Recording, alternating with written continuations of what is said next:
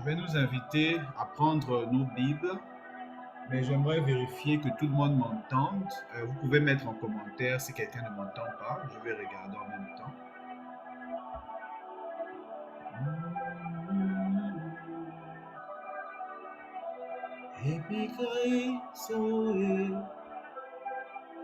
Nombre du Tout-Puissant, même les sorciers vont dire, ça c'est le doigt de Dieu.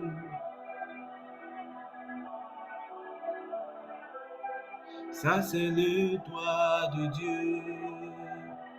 Nous allons aller dans Romains chapitre 7, versets 7 à 11. Techniquement, nous aurions commencé au verset 8, mais c'est mieux de prendre partie du verset 7 pour bien comprendre le verset 8.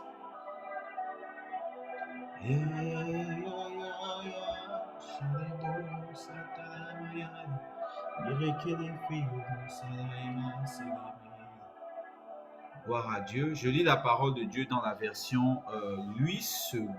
Ensuite, je vais aussi lire dans la version du Semeur, au moins pour avoir deux versions. Mais si vous avez d'autres versions, parole de vie, peu importe, vous pourriez suivre quand même avec ces versions-là.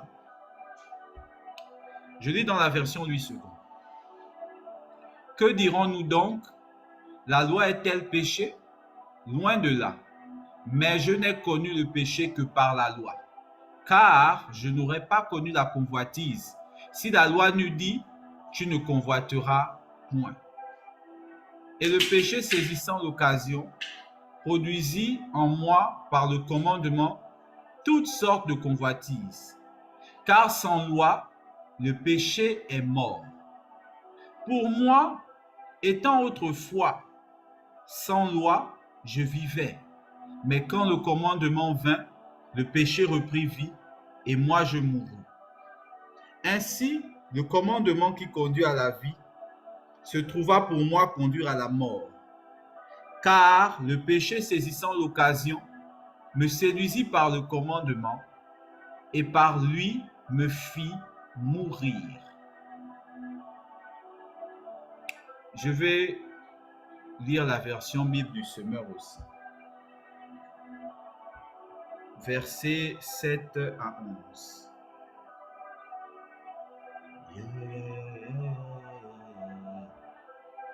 Romains chapitre 7, versets 7 à 11.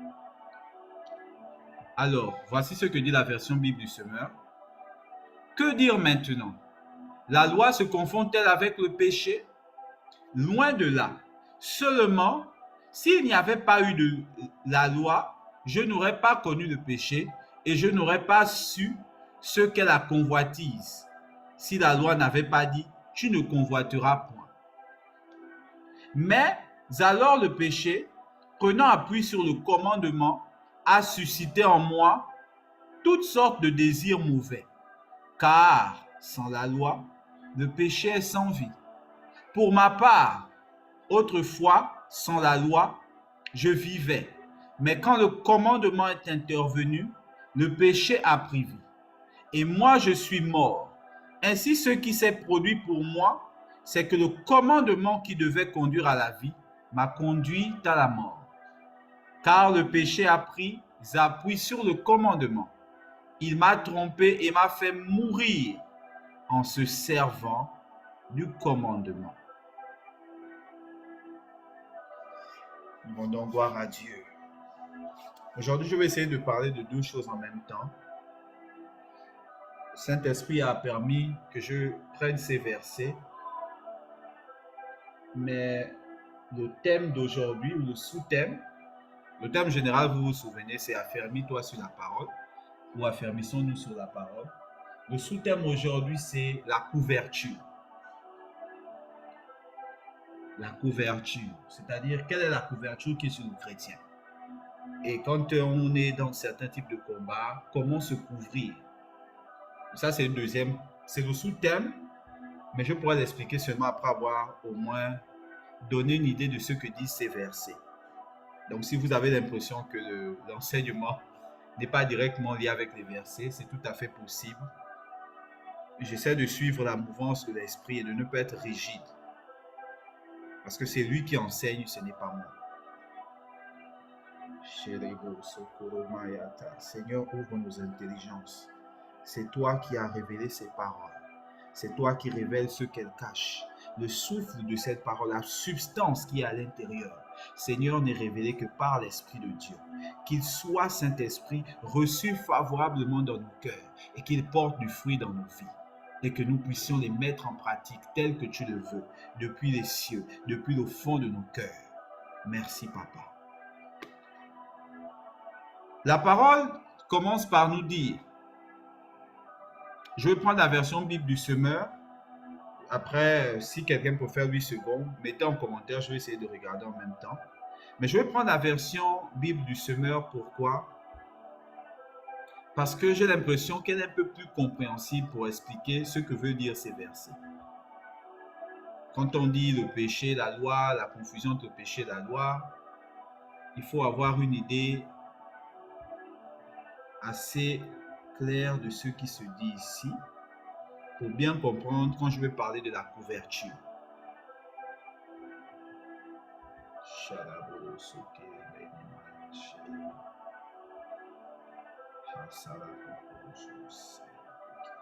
Bon, voilà. Alors ça dit, que dire maintenant? La loi se confond-elle avec le péché? Vous vous souvenez, j'ai souvent parlé de ça. Et même si j'en ai parlé plusieurs fois, je vais encore recommencer parce que ça peut mettre à nous la confusion. Le péché n'a aucun pouvoir sans la loi. Je l'ai dit plusieurs fois ici. Et quand on parlait même une fois, je pense, l'histoire des baptêmes des bébés et tout ça, j'expliquais que la puissance du péché était liée à la loi. Que lorsqu'on se pose la question que si on ne peut pas baptiser un enfant et si l'enfant meurt pendant qu'il est bébé, est-ce qu'il va en enfer? Et c'est facile à savoir que la réponse est non. Pourquoi? Parce que l'enfant naît avec la nature du péché. Mais jusqu'à ce qu'il soit conscient, il n'est pas sous la loi. Et ce que vous venez de lire ici, on va encore l'expliquer. Le péché a une puissance là où il y a la loi. Mais le péché n'a aucune puissance s'il n'y a pas de loi. C'est pour ça, Paul aime appeler la loi, il dit c'est la loi du péché et de la mort. Parce qu'elle donne le pouvoir au péché, elle le rend vivant et elle entraîne la mort, puisque la conséquence du péché, c'est la mort, la séparation d'avec Dieu.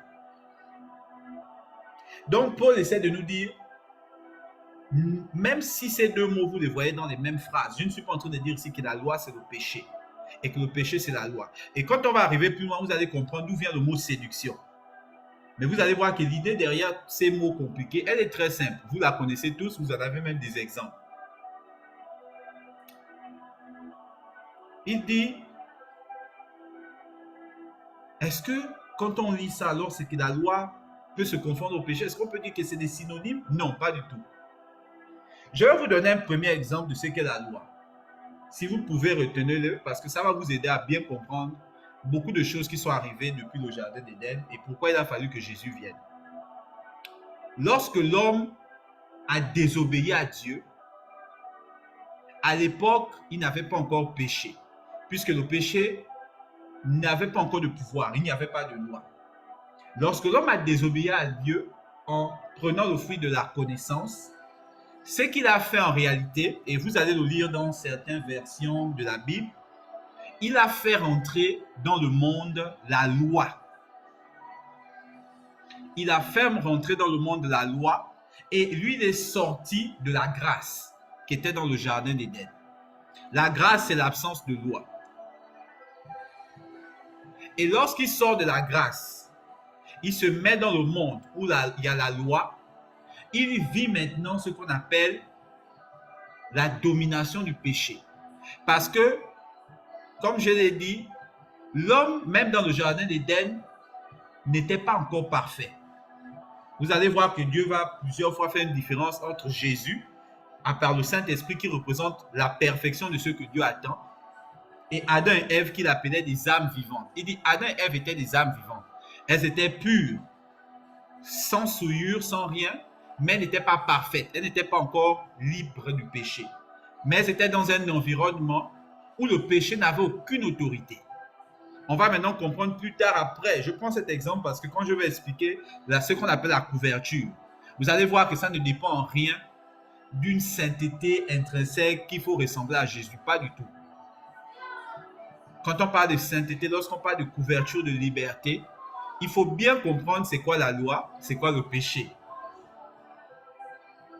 Alors, lorsque l'homme a désobéi à Dieu, ce qu'il a fait, il a fait rentrer la loi.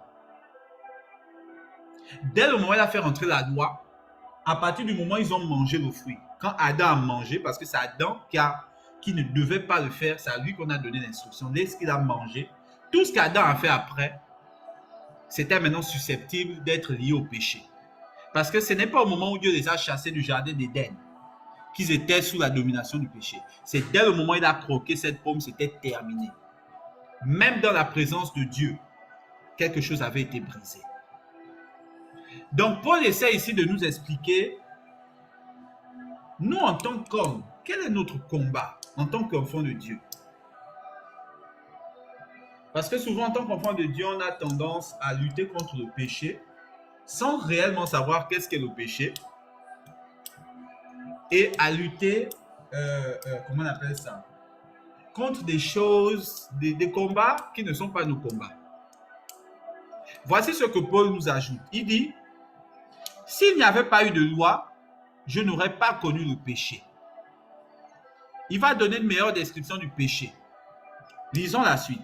Il dit, et je n'aurais pas su ce qu'est, et là vous allez voir une des choses les plus dangereuses que Dieu veut nous faire éviter. Vous allez souvent voir que lorsque je parle des choses évitées avec Dieu, le péché est l'une des choses que je cite parmi les dernières, parce que ce n'est pas ça qui est ce qui doit nous alerter, ou du moins les péchés. C'est beaucoup plus les choses qui montrent la nature de séparation de Dieu. La première, c'est la convoitise. La convoitise veut dire beaucoup de choses, beaucoup plus que le simple mot que ça signifie. Il dit, je n'aurais pas su ce qu'est la convoitise. C'est quoi la convoitise? Résumé simple. La convoitise, avant d'être la chose qui te fait désirer quelque chose, la convoitise est la preuve qu'il y a en toi une insatisfaction, mais que tu ne sais pas satisfaire avec Dieu. La convoitise est la preuve que tu n'es pas totalement satisfait de Dieu. C'est ça que veut dire la convoitise. Si vous prenez le temps, vous observez le premier péché d'Adam et Ève, vous regardez, vous rentrez dans un temps de méditation, vous allez voir quel est le problème avec la convoitise. Vous allez voir quel est le problème avec l'orgueil. Et pourquoi je cite le péché peu? Parce que quand je dis péché, les gens entendent les péchés, les mauvaises actions. Ils ne comprennent pas c'est quoi la vie, c'est-à-dire être avec Dieu, et c'est quoi la mort. Quels sont les signes de la vie, les fruits de l'esprit, l'amour, tout ça? Quels sont les fruits de la mort? La haine, la colère, la convoitise, la jalousie. Lorsqu'on est vivant, on est comblé. La Bible dit on est dans la plénitude. La Bible dit qu'on est plein. On est dans l'abondance. Lorsqu'on n'est pas comblé, on convoite. On a ce qu'on appelle les désirs de la chair. Et Dieu ne juge pas ça. Dieu ne les juge pas. Il sait que ça fait partie de cette nature humaine. Mais il essaie de nous faire comprendre que ces choses non seulement sont là, mais qu'elles sont un problème. Parce qu'elles témoignent d'une séparation d'avec lui. Que lorsqu'on est attaché à Dieu, ces choses-là disparaissent toutes seules. Et lorsqu'Adam a mangé le fruit, il a fait rentrer ce qu'on appelle la loi. La loi a donné le pouvoir à une nature qu'on appelle le péché, de désormais séparer lentement mais sûrement Adam de Dieu.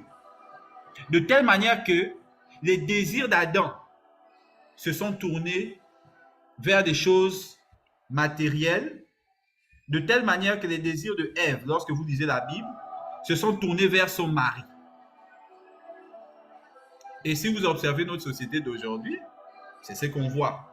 Les désirs d'une femme sont généralement tournés vers l'homme qu'elle désire ou l'homme de qui elle attend assistance. Les désirs d'un homme vers tout ce qui est futé, de gauche à droite. C'est des choses qui ont été écrites depuis le début. Mais Dieu essaie de nous dire, ce n'est pas l'action qui est le problème, c'est la source. C'est la loi. Lorsque la loi rentre, elle enlève à l'homme la liberté. Et lorsque l'homme n'est plus libre, ça veut dire qu'il se retrouve sous le joug de quelqu'un. Le problème, c'est que cette personne, c'est celui pour qui cette loi-là rend service. Et il s'appelle le péché. C'est toute une nature qui a été créée au passage par le diable et non par Dieu. Alors, ça nous dit ici, je n'aurais pas connu le péché, je n'aurais pas su ce qu'est la convoitise si la loi n'avait pas dit, tu ne convoiteras pas. Cette phrase, tu ne convoiteras pas, n'a pas existé jusqu'à ce que Adam décide de connaître. Est-ce que vous voyez le danger de la connaissance? Souvent, ça peut arriver qu'on va me demander, ah, qu'est-ce que le Seigneur dit ici? Ou quel est que le Seigneur révèle là? Et Dieu va dire, je ne te dis pas. On va dire, ah, tel là, il a des visions, mais il ne veut jamais dire. Il fait genre avec ses visions. Il est méchant. Non, toute connaissance n'est pas bonne. Et la convoitise de certaines connaissances, là aussi, elle est comme toutes les autres convoitises. Elle est la preuve d'une absence de satiété. Certaines satiétés sont bonnes, mais la majorité sont mauvaises. Elles témoignent que quelque part, on ne comprend pas que c'est Dieu qui donne ça.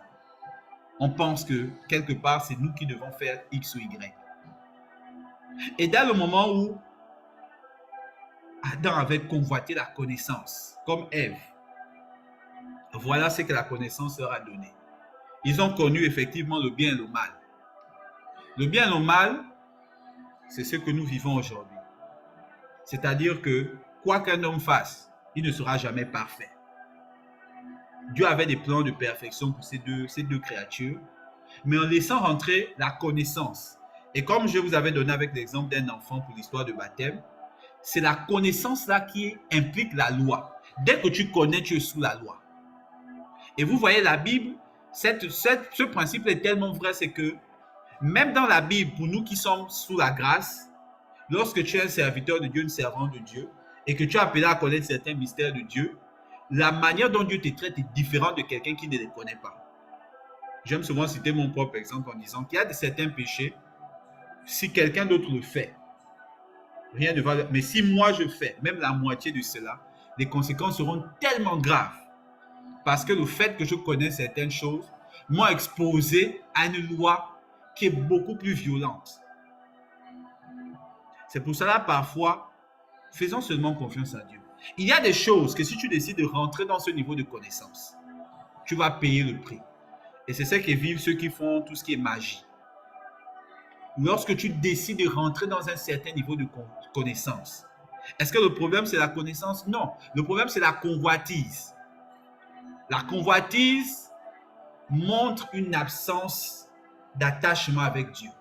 Et le problème, c'est que si tu ne t'attaches pas avec Dieu, la convoitise va vouloir te faire combler ce manque-là avec quelque chose d'autre.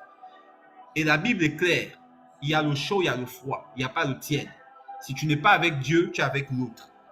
Si ce n'est pas Dieu qui comble par sa présence et son esprit, la convoitise que tu as, c'est l'autre qui va la combler. Et tu vas payer le prix qui sera manifesté par ce que nous on appelle la loi. La loi va s'appliquer sur toi avec ses conséquences. Donc, Paul ici nous dit la loi que Adam a fait rentrer.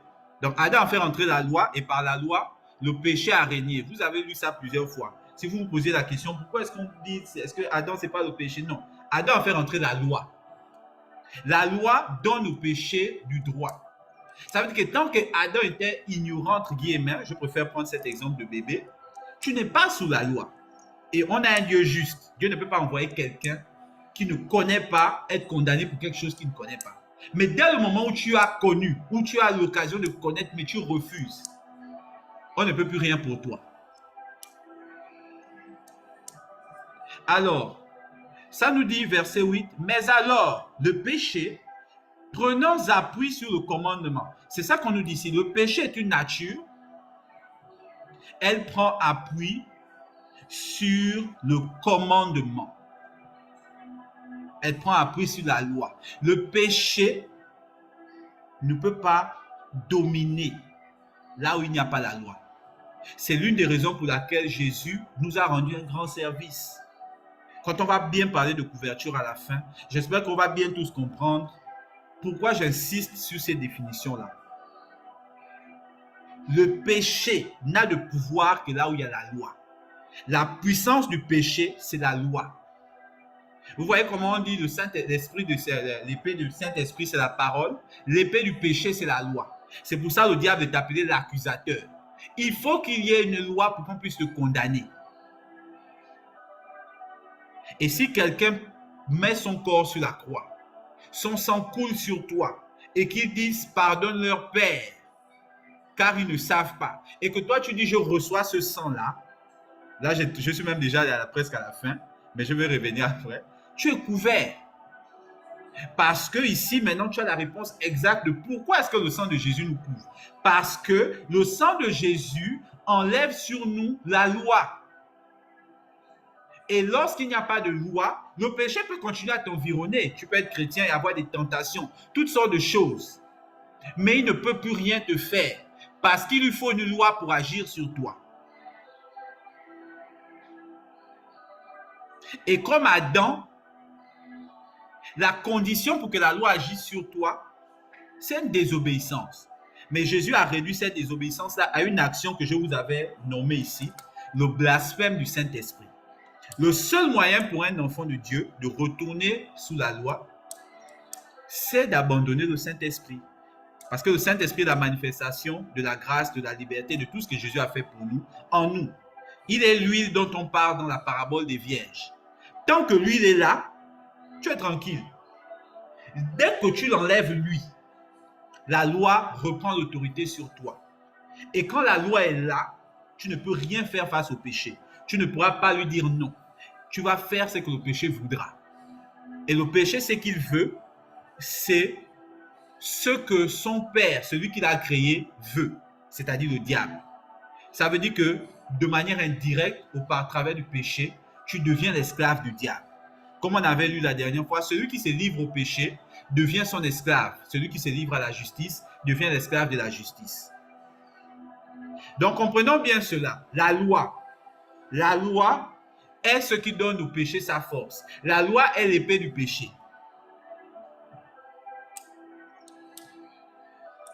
Donc il nous dit ici, le péché, en prenant appui sur le commandement, a suscité en moi toutes sortes de désirs mauvais. Donc, il y a un mécanisme, on ne va pas rentrer en profondeur ici, ce n'est pas important pour ce qu'on va étudier. Il y a un mécanisme par lequel le simple fait qu'il y ait une loi, que vous pouvez comprendre aussi naturellement, vous avez remarqué que par exemple, si je veux que quelqu'un fasse une bêtise, tout ce que j'ai à faire, c'est de dire exactement la phrase, il y a un homme de Dieu qui aimait donner cet exemple en disant que pourquoi Dieu aussi allait dire à l'homme de ne prendre pas ça. Ça donne envie. Donc, si tu veux pousser quelqu'un à faire quelque chose, dis-lui seulement que ne fais pas ça. Tout à coup, même s'il ne sait pas pourquoi, il y a quelque chose qui va s'écrire en lui, une sorte de curiosité. Que pourquoi ça, je ne peux pas faire? Pourquoi est-ce que ça ne... Donc, il y a un désir qui monte. Mais le péché, lui, fait ça à l'excès. Le péché le fait à l'excès. Il va créer en toi des désirs que même quand moi, je me souviens quand je me suis converti, il y avait des désirs que je n'avais pas quand j'étais païen. Pourtant, je pouvais le faire. Je n'avais aucune loi qui m'en empêchait.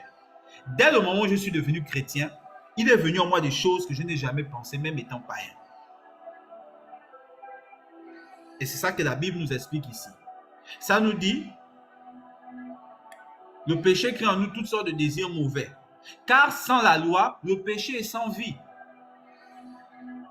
Lisons la suite. Pour ma part, autrefois, sans la loi, je vivais, mais quand le commandement est intervenu, le péché a pris vie.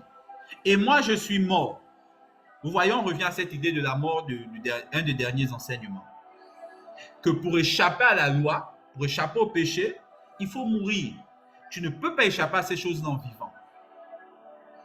Il dit, et moi je suis mort. Ainsi, ce qui s'est produit pour moi, c'est que le commandement qui devait conduire à la vie m'a conduit à la mort. Cette phrase, elle a deux sens. Le premier sens, c'est ce qu'on est en train d'étudier maintenant. Le commandement qui est la loi conduit à la mort parce que ça te crée la convoitise pour aller pécher.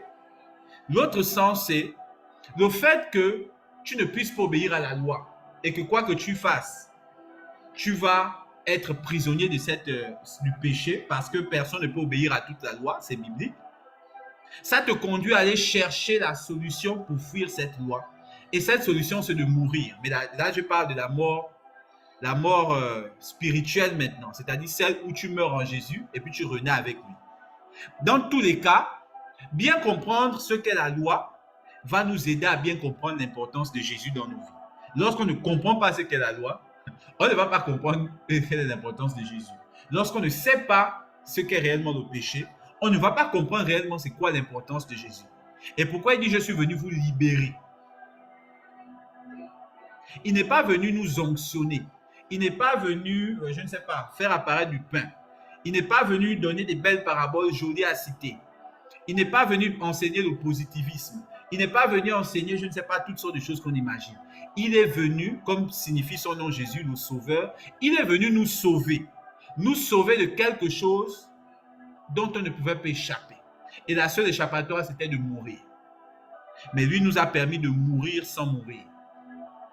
Il nous a permis de mourir sans mourir. Et il nous a permis d'être libres de cette chose à laquelle on ne pouvait pas échapper en mourant lui-même pour nous. Le verset 11. Car le péché a pris appui sur le commandement. Il m'a trompé et m'a fait mourir en se servant du commandement.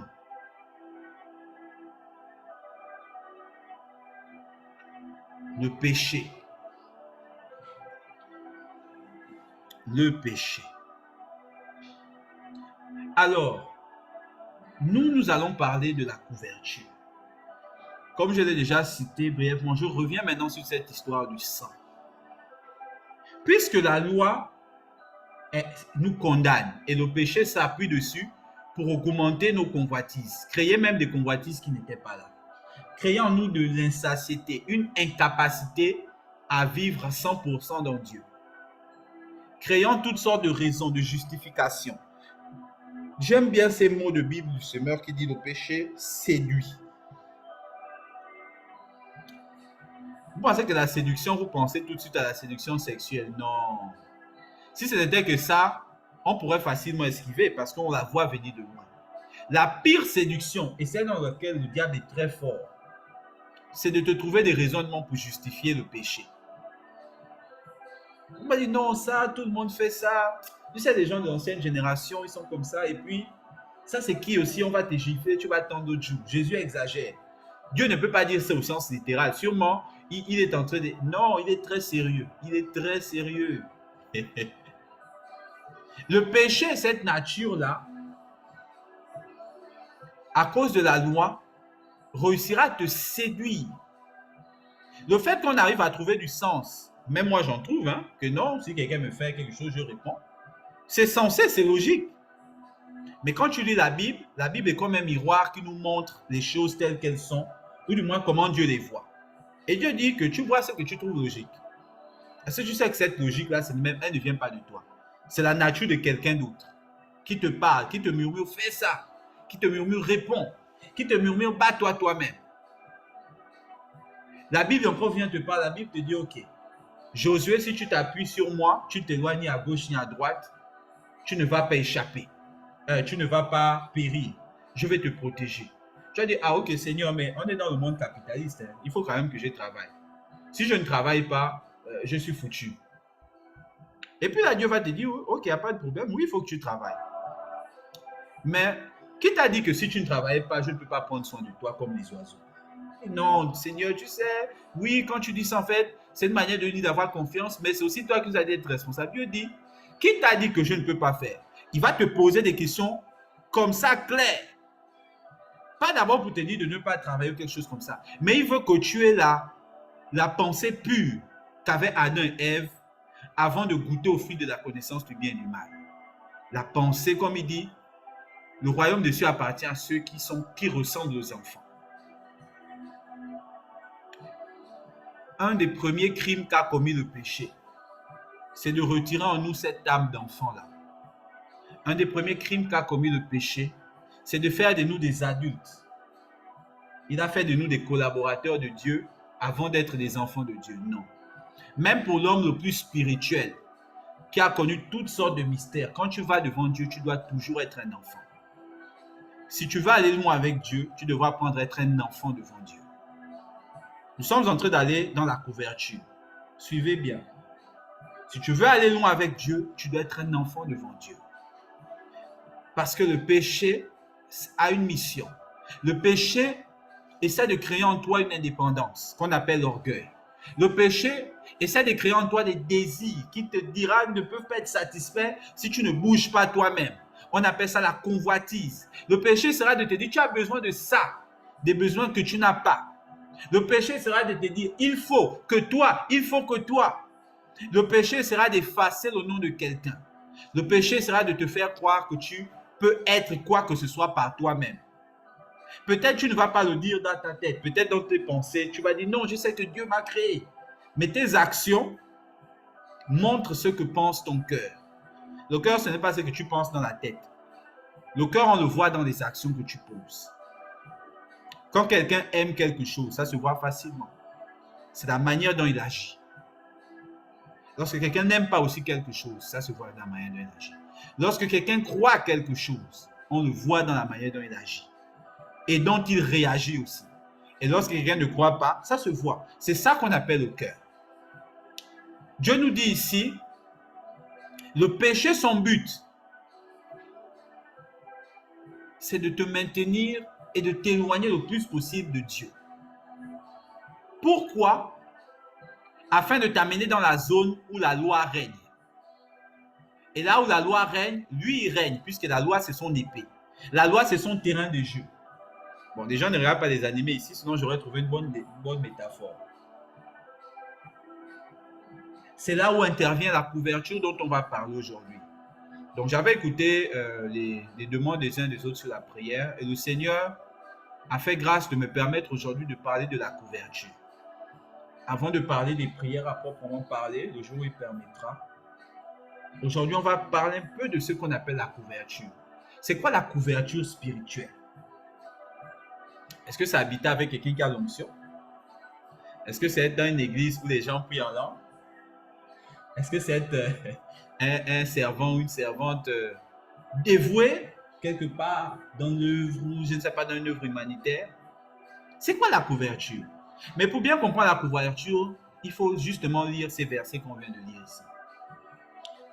La couverture, c'est être là où Dieu est. Et là où Dieu est, il y a le Saint-Esprit. Et la Bible dit là où il y a le Saint-Esprit, il y a la liberté. C'est quoi la liberté? C'est l'absence de la loi.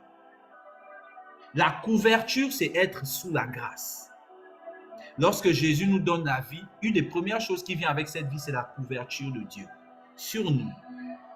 La même couverture lorsqu'il dit à Marie, il dit le Saint-Esprit viendra, te couvrira. Il rentrera, il va te couvrir. Et quelqu'un va sortir de toi. La couverture de Dieu, c'est la présence de Dieu. Donc le frère Raphaël est là, il va sûrement se souvenir de l'enseignement du prophète. La couverture de Dieu, c'est la présence de Dieu. Quand on parle de son ombre, ce n'est pas genre l'ombre qu'il a à côté, c'est vraiment, il te couvre de ses ailes, il te couvre de sa présence. Et quand tu es dans la présence de Dieu, tu es comme dans le jardin d'Éden. Ça veut dire que tout ce que Dieu avait promis à Adam et Ève là, lorsque tu es dans la grâce de Dieu, dans sa couverture, toutes ces choses-là sont dans ta vie en même temps. Si tu sèmes, ça donne. Tu donnes à gauche, ça donne. Tu as autorité sur les animaux, tu as autorité, je ne sais pas, sur n'importe quoi que tu peux imaginer. Dans la présence de Dieu. Le but du péché, c'est de te tirer hors de là, la désobéissance. Il veut te faire sortir. Il veut te faire sortir de la grâce. Parce que dans la grâce, même quand tu as le péché, tu fais des péchés, ils n'ont aucune influence. Quand je le dis, ce n'est pas pour vous encourager à pécher, donc j'insiste bien. Mais il faut savoir ce que Jésus nous a donné. Lorsqu'il y a des péchés, mais tu es dans la présence de Dieu, tu es enraciné en Dieu, tu es sous son ombre toute puissante. Le péché ne peut rien te faire, il est incapable de faire quoi que ce soit. C'est pour ça qu'il veut te tirer ailleurs. Et comment le péché te tire ailleurs? La convoitise.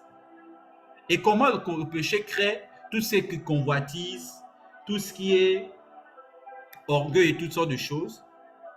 C'est la partie là qui me surprend, où je dis que le diable est malin, mais Dieu est sage. Vous avez lu de quoi il se sert ici. On vous dit qu'il se sert de la loi. Et je vais bien parler de quelle loi je parle. Vous voyez la Bible que nous lisons, le diable aussi sait s'en servir. Ah, les gens sont surpris. Ah, mais comment ça? Mais la Bible, c'est du... Oui, mais le diable s'en sert. C'est ce qu'on vous dit ici. La loi est écrite où? La loi, c'est quoi? Quand on parle de la loi, c'est quoi? C'est ce que vous lisez. Il dit ça, la loi que tu lis là. Le diable se sert de ça pour mettre en toi des convoitises. Le diable se sert de ça pour te faire sortir, pour t'amener dans un environnement où il peut dominer sur toi. C'est là maintenant où intervient autre chose, ce qu'on appelle la parole révélée, le réma ou la foi.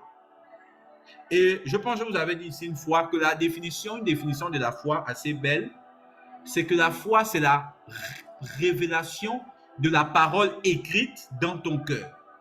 Pas la parole elle-même que tu lis. Elle doit être révélée dans ton cœur. Et ça commence où? Tu dois reconnaître le sang de Jésus là, pour ce qu'il est. Il est la couverture de tous tes péchés.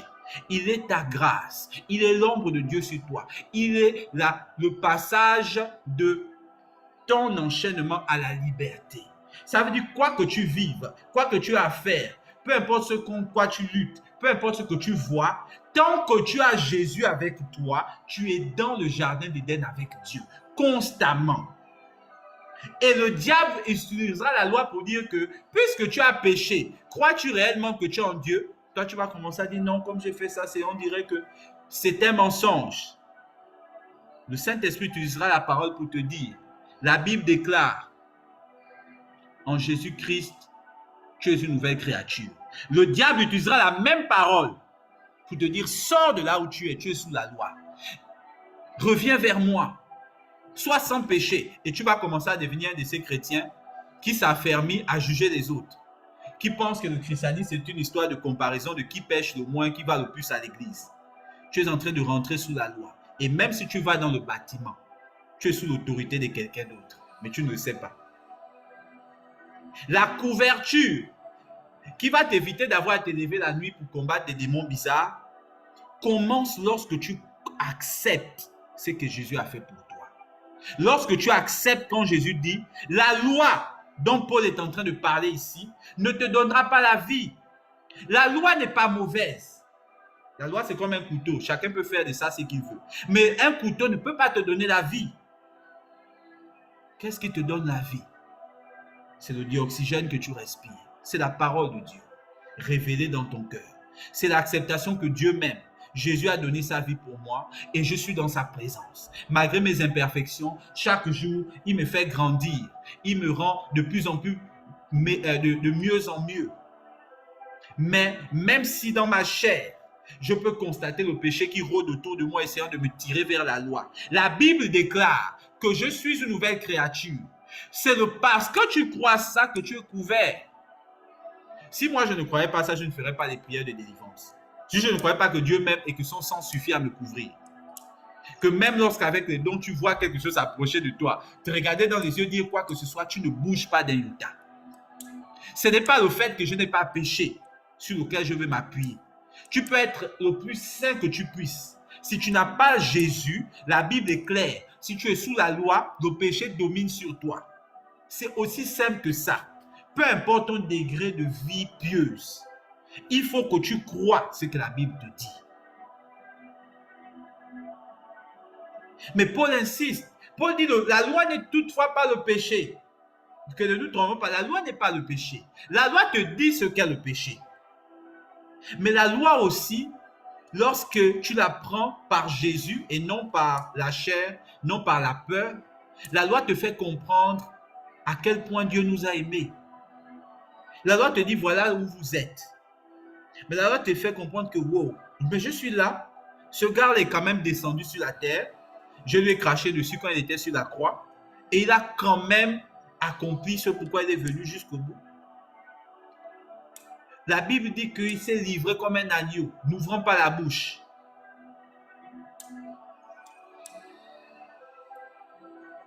Alors, quand vous voyez la loi, voyez la parole écrite, juste écrite.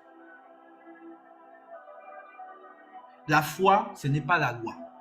La loi est bonne telle qu'elle a été donnée, parce que c'est Dieu qui l'a donnée. C'est Dieu qui nous en informe. Elle est telle qu'elle est bien, comme un objet. Mais c'est toi qui décides ce qu'elle est pour toi. La loi doit être pour toi un outil, pas un maître.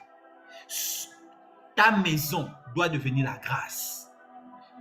Ta maison doit devenir la grâce. Tu dois voir, ressentir et croire en toutes circonstances l'amour que Jésus a pour toi. Tu dois l'adorer, l'aimer, plus que toute autre chose. Voici ce que la Bible te demande. Lorsqu'on va enseigner plus tard les autres, maintenant c'est quoi la prière, c'est quoi ces choses-là? Et plus tard, sûrement, éventuellement, on va arriver au combat spirituel. Il faut d'abord comprendre c'est quoi la couverture. C'est quoi la couverture? Pourquoi c'est important de commencer par la couverture? Pourquoi on n'a pas juste dit non, la prière d'abord, c'est pas là Dieu? Parce que si tu n'es pas couvert, si tu n'es pas dans la grâce, si tu n'es pas conscient que la loi ne domine pas sur toi, mais que tu dois vivre selon la grâce et les principes de la grâce que t'a enseigné Jésus, mais la loi est là pour te donner une idée plus claire de ton ennemi, à quoi il ressemble, le péché. Si tu ne comprends pas ça, comment tu veux vaincre le diable? Tu vas te retrouver comme les gens dans la Bible qu'on appelait les fils de Séva. Ils ont voulu aller chasser le diable en s'appuyant alors qu'ils étaient encore sous la domination de la loi. Ce qui voulait donc dire sous la domination du péché, malgré qu'ils étaient fils de prêtres. Le diable les a chicotés, il dit, je ne vous connais pas. Il a cité des gens qui étaient dans la grâce. Il a cité Paul, il a cité Jésus.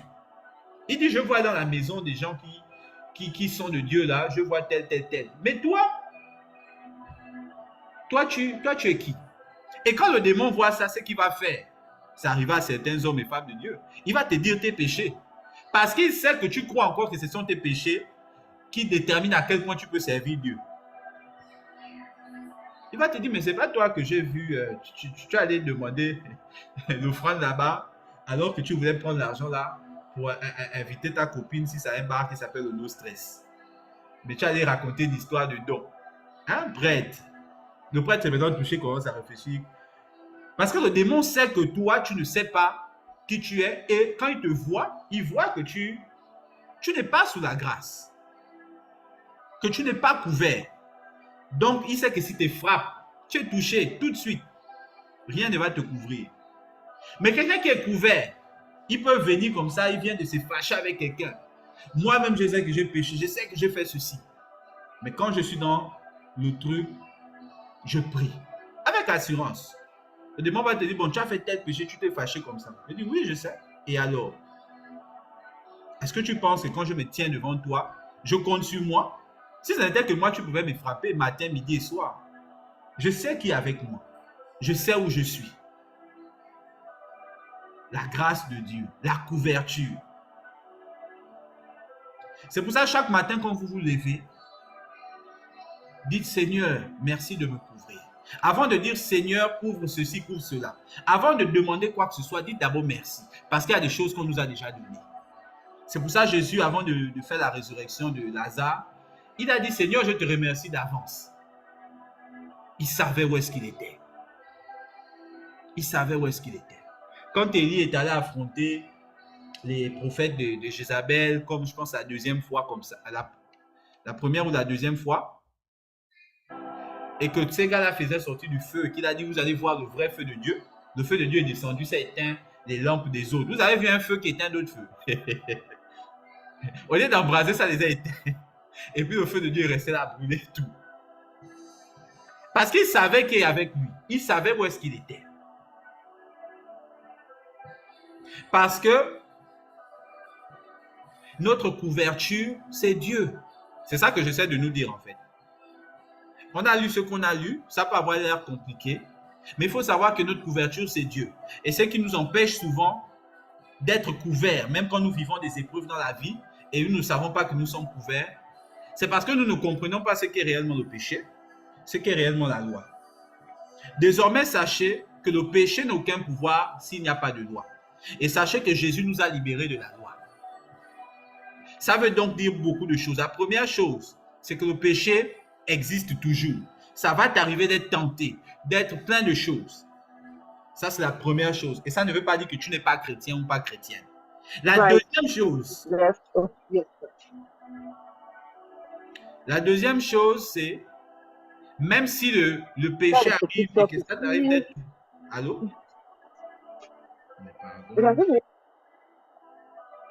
Ah, désolé.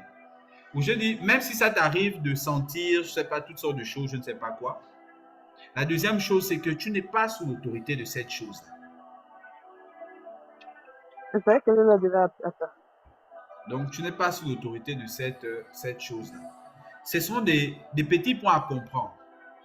Si quelqu'un se posait la question, bon, comment fonctionnent ces histoires de grâce, pas grâce, tout ça, j'espère qu'aujourd'hui, vous avez pu avoir une réponse des principes de Dieu. Aujourd'hui, on va se limiter là. Il y a d'autres principes qu'on va voir. Par exemple, c'est quoi la sainteté? Qu'est-ce que Dieu attend de nous? Parce que oui, bien que nous soyons encore tentés, le but de la Bible, ce n'est pas que nous soyons comme les païens que nous étions avant, mais avec Christ sur nous. Non, ce n'est pas ça. Le but, c'est que nous sachions où nous sommes. Premièrement, avant de faire quoi que ce soit, avant de prier, tu dois savoir où est-ce que tu es, ton identité. Parce que le diable va tout essayer pour te ramener sur le terrain où il peut te frapper matin, midi et soir. Quand tu es affermi là où tu sais que là, je suis au bon endroit, je sais quel Dieu je sers, je sais le sacrifice qu'il a fait, je connais l'amour qu'il a pour moi. Maintenant, on va apprendre, ok, comment faire pour ne plus vivre certaines tentations. Parce que oui, quand tu dures dans le Saint-Esprit, les tentations là disparaissent au sens propre. Elles disparaissent comme si elles n'ont jamais existé. Tu vas commencer à vivre une vie où c'est ceux qui t'entourent qui vont dire, mais comment tu ne ressens jamais ça? Et toi-même, tu peux pas expliquer, je ne sais pas. C'est le Saint-Esprit. Mais ce niveau-là n'arrive pas pour quelqu'un qui, comme disait encore un des prophètes dans notre groupe de prière, qui ne soit pas demeuré dans la présence de Dieu. C'est-à-dire qu'il est rentré dans cette vie de foi où il sait que Jésus l'aime, mais ne sait pas rester dans cette conscience de l'amour de Dieu. C'est ça qu'on appelle demeurer. Tu dois être conscient que Dieu t'aime en toutes circonstances. En conclusion, sachons que nous sommes couverts. Et comment fonctionne la couverture de Dieu? Ça fonctionne par le simple fait de se rappeler ce que Dieu a dit dans l'Apocalypse en appelant le premier amour. Notre premier amour, c'est Jésus. Mes frères, mes sœurs, sachez que Jésus est largement suffisant pour toutes sortes de choses que tu peux imaginer. Toutes sortes de choses que tu peux imaginer. Imagine quelque chose tout de suite. Imagine même un camion. Jésus est suffisant pour te donner ça là comme ça tout de suite. Jésus. Comme j'ai déjà expliqué, la partie de toi quand on te dit que non, c'est une métaphore, il exagère, c'est le péché qui veut te faire croire ça. Dieu a tout créé. Ce n'est pas un camion qui ne peut pas faire apparaître. Jésus est suffisant. Jésus est tout ce dont tu as besoin.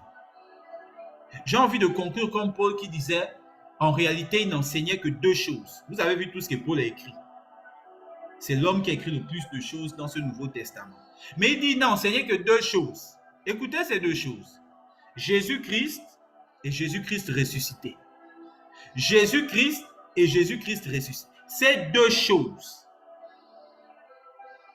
Jésus, notre couverture. Jésus-Christ ressuscité, notre mission. C'est Jésus qui est notre couverture. Ce n'est pas une question d'onction. Jésus seul, c'est ma couverture. J'ai commencé des histoires là de me balader avec mon oncle de maison en maison. Je n'avais pas de vision, je n'avais aucun don particulier. Je n'avais qu'une seule conviction en moi. C'est que si Jésus est avec moi, la personne ne peut rien me faire. Ça, c'est les logiques du quartier. Si tu sors avec le grand, le plus puissant du quartier, aucun bandit du quartier ne peut t'embêter. Une logique humaine, mais moi, ça m'a suffi. Jésus seul.